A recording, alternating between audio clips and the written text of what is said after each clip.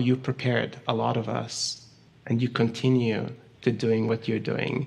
Also, no matter what, unconditionally giving in the way that you do. Great. Wow. Oh, wonderful. All right. So I think we are now due to take a 10-minute break. And I don't know about any of you, but I'm taking the energies of that beautiful mountain in Costa Rica with me still on this 10-minute break. And we will see you back soon for the Circle of 12.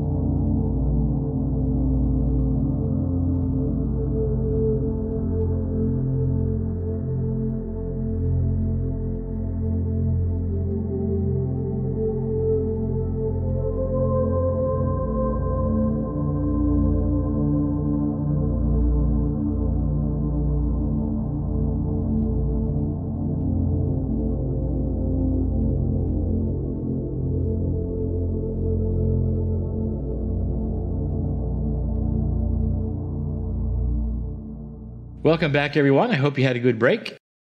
And thank you, Asil, and thank you for all your work, and thank you for your work for the planet.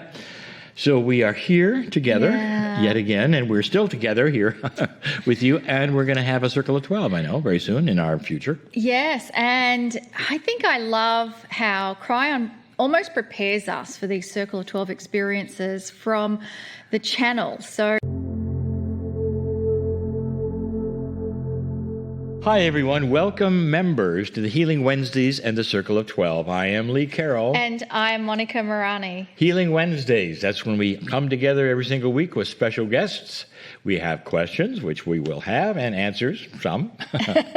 We have discussions, meditations, and, of course, we have Kryon channeling. Well, this is a members meeting, as you know, and the differences between members and the free meetings is in the members portal, you have all manner of things. Did you know that there's an audio of every show by itself, standalone audio? That's for those who would just rather listen. There is, and not see my face. That's okay. That's all right. There's an index of every single show we've done. We've done over 50 now. And that index was created by Monica. Thank you very much. And that index lets you find all the shows, see what's happened in every single one, see who the guests were, what the topics were, even what happened in the Circle of 12. And the big one, all the replays of everything we've ever done belong to you. And if you're a member, and you would have to be to see this show, you would know that these replays are forever, and we keep making shows, so that library will continue to build.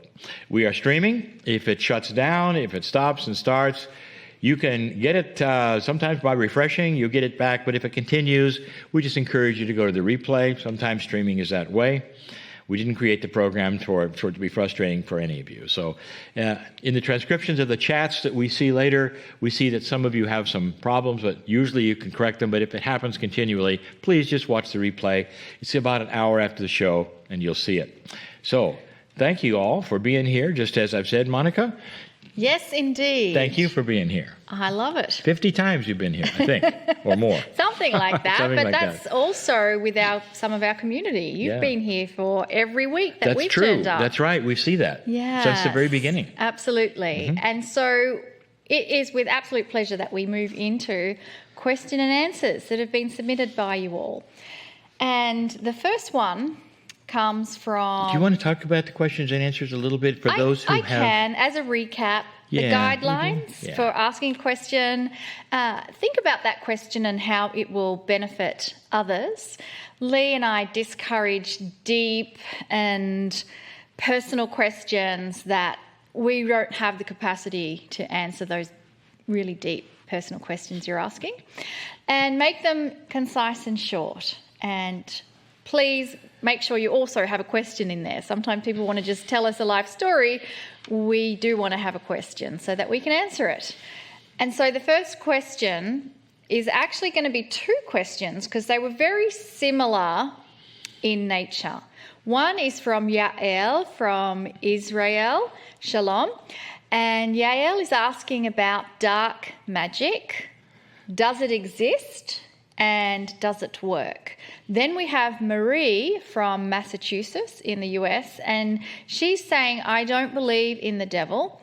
However, some mediums talk about demons and evil intentioned elementals occupying certain locations. So Marie wants to know, can you please explain what these entities are and where do they come from?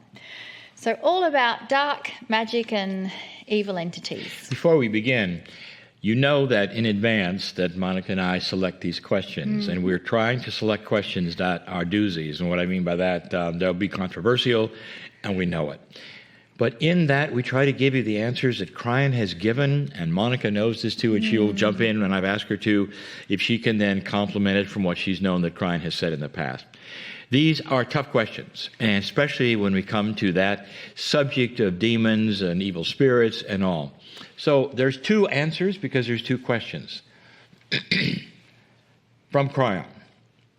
Dark magic works if you allow it. You can even create it. So I guess you might say it exists, absolutely. But it's created by human beings. Human beings are powerful in their intent, so yes, it is there. It can also bounce right off of you if you're filled with light and do not give it any power. So the best example of this is something that has been studied, and it is voodoo. It works on those who are afraid of it. It does not work on those who have never heard of it. Now, that's been tested. It's cultural. I've actually had an experience, just for those of you listening, about this very thing, with people sending dark energy to me. I found out later, on my first visit to the United Nations, there was a whole group of people who gathered together who didn't like the UN. They didn't see a purpose for putting light there. I was there channeling Kryon at the United Nations. They gathered in order to send dark energy to that meeting. I never felt better in my life. And so you see, it has to be a cultural thing. You have to agree with it. You'd have to know. Perhaps if somebody said they were going to do it, I might actually have felt it or worried about it. That's how it works. So that's the answer, the best answer I can give to question 1.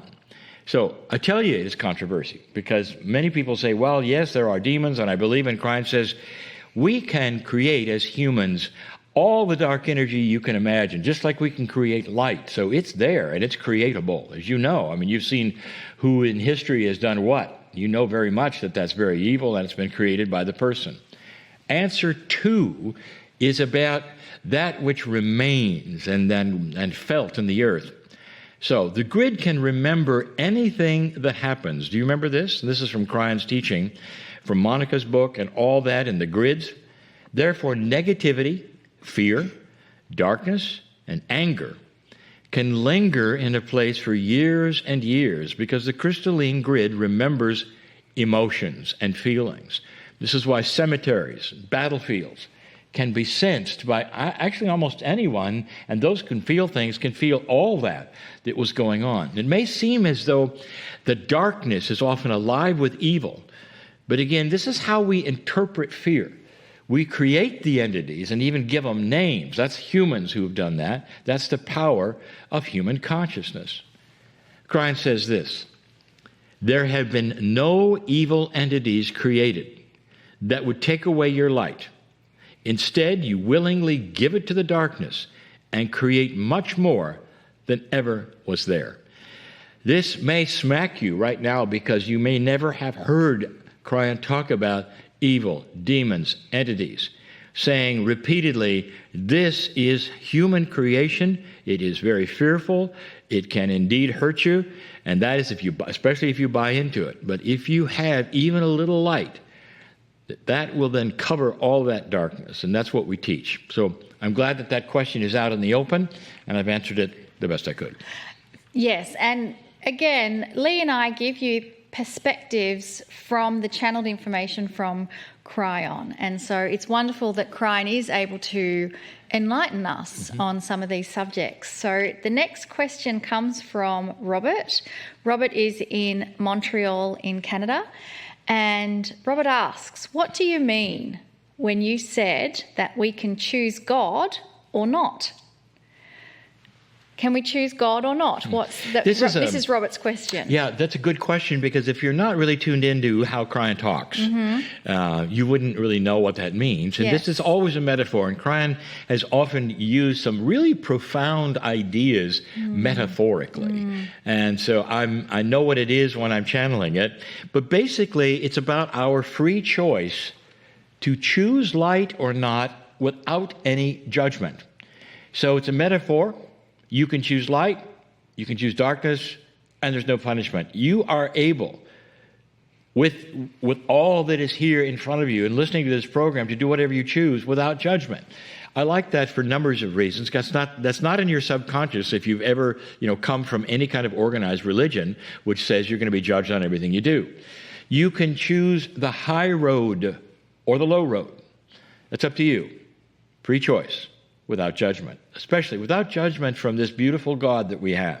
You can choose to live a longer, more peaceful life or not. This is, again, you can choose God or not. That is your free choice without any judgment. I love that. I love that phrase where God gives you free choice and you are not judged on your choice. So Beautiful question and a beautiful answer. So now we have another question from Michelle. Michelle is in Tucson, Arizona. And Michelle says, I have full acceptance of Kryon's teaching and everything that Kryon says makes sense. And I do feel that there is this greater truth. However, can you please explain why I still have this feeling of being left out, this feeling of not belonging, and therefore I have yet to experience the grandness of my soul? What advice do you have for Michelle, who feels left out and not belonging? Michelle, you are not alone, and there's so many who are having trouble actually crossing the bridge, and you're not really aware you haven't crossed it. Acceptance of the message, understanding, agreeing of the message is not quite enough. And you would think it would be. You'd think, well, I agree with it, I see it, it's correct, but I'm still feeling left out. It's because you're not, and so many are not, actually owning the information enough to implement it. So you could say, I believe that exercise will make me healthier. Why am I therefore not healthier? And the answer is because you're not exercising. That's a metaphor. That's not for you, Michelle. You may exercise. But you have to own the information. I learned this as well. You've got to cognize this information that you agree with as your own. Then start implementing the instructions of Kryon in order to be included in the grandness of your soul. Understanding and agreeing isn't enough. Now, I want to just give you an example of this. It's a really profound example. It's like what I see absolutely in meditators, being in bliss is not enough because you're not creating it, you're just being in it. Let me show you an example. I know that there are meditators on this planet who meditate for hours and hours. But then as soon as they stop, all the awful things in their life race back to their minds. Therefore, the meditation actually becomes a pill instead of the tool it's meant to be. So they understand that meditation is accurate and it's true and it's all of that, but they haven't cognized truly what it's for and what to do with it. They haven't implemented the attributes that it was designed for. So instead, it becomes a covering. Those who may come to Circle of 12, they'll say, well, I love every Wednesday. I come to the Circle of 12, and then I feel bad on Monday and Tuesday and Thursday and Friday, Saturday, Sunday. And that's the same thing. And so they're coming there just for the immersing of it. I want to tell you that this is not why we do Circle of 12. We do it so that it stays with you. If you will cognize what we're doing and what we're saying and actually go there the best you can, it sticks. And so this question just leads into why we're doing what we're doing, and we've done it for a year. We're doing it so this is not an entertainment. It's not something just to make you feel good for a little while, and it's great to have my family here, and thank you. But I want you to walk away with stuff that you didn't have before. Kryon is always saying, leave this place differently from the way you came. And now you know why that is said. And so it's about cognizing truth for you, for your own personal life, and then going from the place, and it may be Circle of 12, differently. And then when you come back, perhaps you get a little more. And then when you come back, perhaps you get a little more. Yeah. And so it becomes a place where not only are you fed, but it starts to change your health because of what you're being fed. Yeah. And then suddenly you find you are living differently. I think all these questions really show us how individual and unique we all are. Oh, boy. And I'm glad you mentioned the purpose of why we're doing the Circle of 12. And the other thing to just touch on is that every episode we have a guest that we chat with, and they share their knowledge and information. And I really encourage you to explore those guests that you resonate with. And for me, Michelle, what jumps out is the words you said where you feel alone or not belonging. Mm-hmm. And immediately I start thinking about Isabel Benarus and her bioreprogramming body of work. And I'm just so curious, what was happening during your mother's pregnancy? I mean, we download those parental projects from our mother and our father. And so that's just one aspect of something for you to So explore. let's say, Michelle, I claim that you are not alone and this is your family. You belong here. Absolutely. And we welcome you. Absolutely. And there is no judgment. So from now on, you're not alone, especially